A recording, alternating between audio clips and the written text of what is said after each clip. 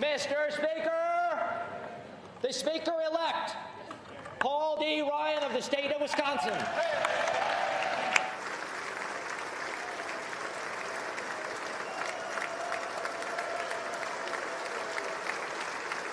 Thank you to John Boehner staff.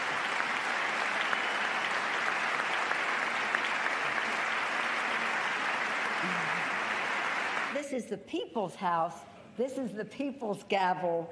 In the people's name, it is my privilege to hand this gavel to the Speaker of the House, Congressman and Honorable Paul Ryan. Thank you. Thank you very much.